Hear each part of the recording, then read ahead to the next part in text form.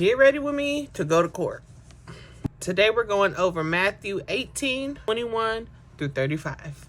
So Peter comes up to Jesus and is like, so Jesus, how many times am I supposed to forgive someone that sins against me? 7 times? And Jesus is like, no, not 7 times, 70 times 7.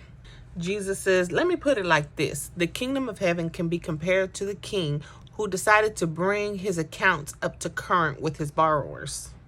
So in the process of getting all his affairs in order and getting his accounts back current, one of his debtors was brought in that owed him over $1 million. And he, of course, could not pay that debt. So he ordered that this person be sold along with his family and his children to cover the debt.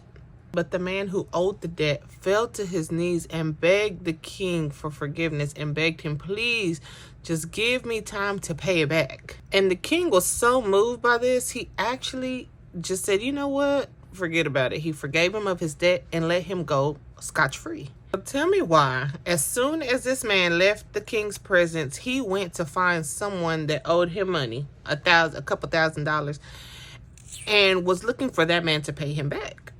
Had this man by the throat and everything and demanded that he pay back that couple $1,000s that he let him borrow. The person that owed him money said, look, I cannot pay you right now, but if you give me some time, I can pay it off. Girl, why did this man throw that man in jail? Because he couldn't pay back his money. Mind you, he just was released from his own debt from the king, scotch-free, where he owed millions of dollars. And he decides to throw this man in jail for a couple $1,000s. Ain't no mathematician, but the math is not mathing. Now, some of the king's servants that witnessed this man go scotch-free saw what he did and decided to go back and tell the king what he did. When the king saw the person whose debt he forgave, he was like, you are an evil servant. You are really evil. And he said, you asked me, you cried to me and asked me to forgive you. Forgive your debt. A very big debt, might I ask you, and I did that. In return, should you not have extended the same grace and mercy that I extended to you against your debtor? Against the person that owed you money? Because of that, the king threw the man in prison to be tortured until his debt was paid off, which was probably the 31st of February. Jesus goes, that's what your heavenly Father will do to you if you choose not to forgive others. Boogly woogly. I think we can all see ourselves in this story. Jesus, God forgives us often for the big things that we do that we don't deserve forgiveness on. But as soon as someone hurts our feelings, all that is thrown out the window. We refuse to forgive others.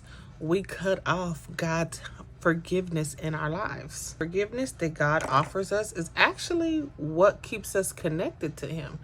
If we refuse to enact that forgiveness for others, then we have cut off the hand of God in our lives, ultimately causing our separation from Him. So sis, it's time to stop asking Him, is this number 489? Because at 490, I'm swinging. Because Jesus never used 70 times 7 as a scale for forgiveness. In fact, He was trying to teach us that we should stop counting after 1. Just keep forgiving and forgiving and forgiving the way He has forgiven us. Forgiveness is hard, friend. Trust me. I know. But it's not for the other person. It's for you. Stay connected to the vine. Hope this helps. Love you. Bye.